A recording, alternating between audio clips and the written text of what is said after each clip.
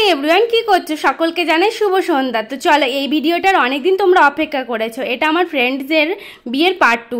তোমাদের অনেকদিন আগেই শেয়ার করার কথা ছিল, কিন্তু ভিডিওটা আমি কিছু সময়ের জন্য, কিছু সমস্যার জন্য শেয়ার করতে উঠতেই পারছিলাম না। হ্যাঁ, তো চলো আমরা এখন যাচ্ছি কোথায় বলো তো? রিসেপশনে।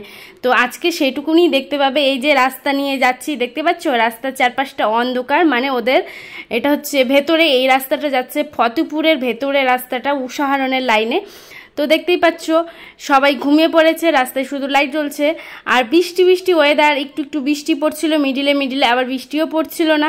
যাই হোক, ভীষণ অন্ধকার। আমার তো ভয়ও লাগছিল, কারণ এই সাইডে কিন্তু আমি খুব একটা আসিনি, মানে দিনের বেলাও বলো আর রাতের বেলা বলো। তো সেই কারণে একটু, তো পুরো জার্নিংটাই চলে এসেছি আমরা, আর এসে পড়েছি আমরা একদম বিয়েবাড়ির সামনে। তো দেখো গাড়ি থেকে নামবো তার আগে কি ঝমঝমিয়ে বৃষ্টি। এটা গাড়ি থেকে নেমে পড়েছে তোমাদের দাদাভাই, তখন ভিডিও করছে। আর আমরা কিন্তু অলরেডি গাড়িতে বসেই আছি, নামতে পারিনি। তো চলো, এই যে এখন চলেও এসেছি।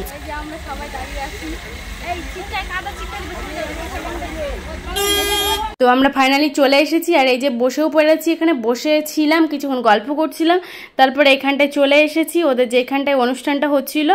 তো এখানে এসেছি, দেখছি এসে যে মানে ছবি তোলাতুলি হচ্ছিল। আর কি বলতো, সেখানে গিয়ে আমি কোনো ভিডিও ঠিকঠাক করে উঠতে পারিনি। একই তো দেখেছিলে বৃষ্টি, তারপরে কাদা, তারপরে প্রচণ্ড গরম, এত বৃষ্টি পড়ছিল তবুও যেন গরম গরম, মানে গরম কিছুতেই যাচ্ছিল না।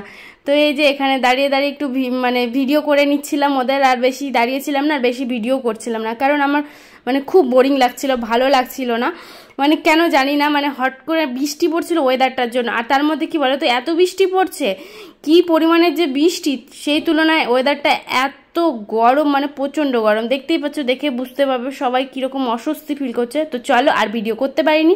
তো সোজা আমি বাড়ি চলে এসেছি। তারপরের দিনের কিন্তু নেক্সট ডের ভিডিও এটা, সকালবেলার দিকে। তো আমার দিদা চলে এসেছে, এই যে দেখো আম নিয়ে এসেছে, আর হচ্ছে আচারও নিয়ে এসেছিলো, জানে আমি আচার খাবো, সেই জন্য দিদা আচার টাচার তৈরি করে নিয়ে এসেছে। আর এখানে আম দিদা দেখতেছিল, মানে বাছতেছিল কোন গাছের আমটা বেশি ভালো, সেটা দিদাও জানে, তাই দিদা মানে বাছে বুঝে আমাকে প্যাকিং করে দিচ্ছিল, কারণ আমরা চলে আসবো বাড়ি, সেই কারণে। আর দেখো আমরা রেডি হয়েছি, কিন্তু এদিকে প্রচণ্ড বৃষ্টি, তবুও আমরা ভেবেছি যে আজকে যখন বাড়ি যাব, রেডি হয়েছি তো যাবই। তো এই যে আমরা রেডি হয়ে নিয়েছি, আর এখানে হচ্ছে তোমাদের দাদাভাই হচ্ছে ব্যাগ ট্যাগ সব মানে বেঁধে নিয়েছে। তো এখন আমরা বেরিয়ে পড়বো। তোমাদের দাদাভাই পড়ছে জুতো, আর সবাই বলছে তোরা এই বৃষ্টির মধ্যে যেতে পারবি না, থেকে যা। কিন্তু আমাদের অনেক দিন হয়ে গেছিলো, আর সেই কারণে আমাদের আসতেই হবে। তো সেই জন্যই এখন আমরা বেরিয়ে পড়বো।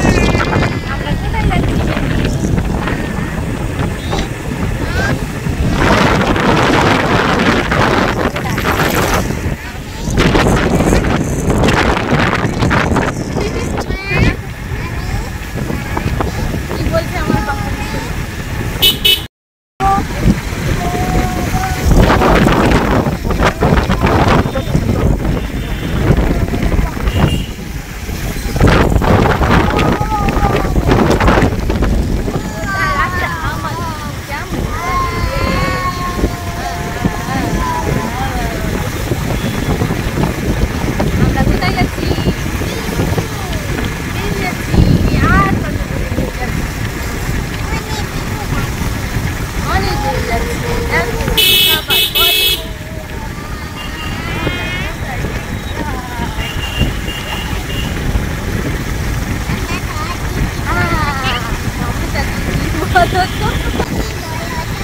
তারপর আর কি করছে?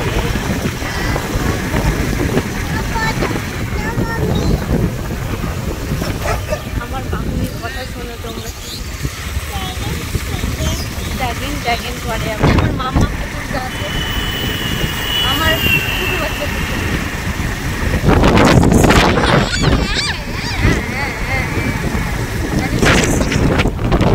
এই যে আমরা কোথায় যাচ্ছি?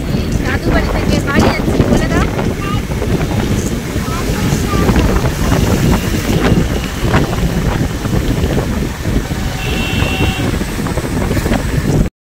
এই যে আমরা বাড়ি চলে এসেছি, আর এসে এই যে মিষ্টি নুডলস নিয়েছে, ও খাচ্ছে আমি খাচ্ছি। তোমরা কে কে আছো এরকম বাচ্চাদের খাবারগুলো খাও?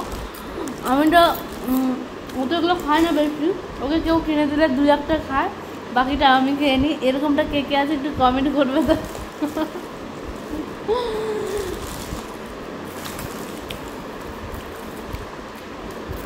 এই যে দেখছো,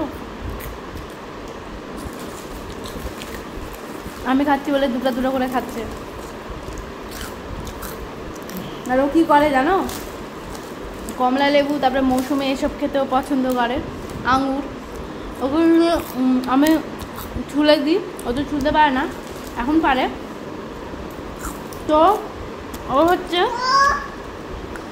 সব মুখের মধ্যে ভরে নিবে যাতে আমি তারপরে বের করবে, মানে আমি যাতে না খেতে পারি। মাথার মধ্যে বুদ্ধি হয়ে গেছে, দেখছে হা হা হা। বাই করে দাও, বলে আমরা এখন নুডলস খাচ্ছি। তো দেখলে পুরো রাস্তা মিষ্টি আর আমি কীরকম ভাবে এসেছি বক বক করে করে। সত্যি আমার কথা বলার পুতুলটা না এত এত এখন এমন এমন কথা বলে, আমি অবাক হয়ে যাই। আগে আমার সাথে কথা বলার মতো কেউ ছিল না, আমি সারাদিন বোরিং হতাম তোমাদের দাদাভাই যখন ডিউটি যেত, কিন্তু এখন এত কথা বলে, মাথা ধরিয়ে দেয় আমার। তো চলো আজকের মতো বাই বাই, তোমাদের সাথে দেখা হবে নতুন একটা ভিডিওতে।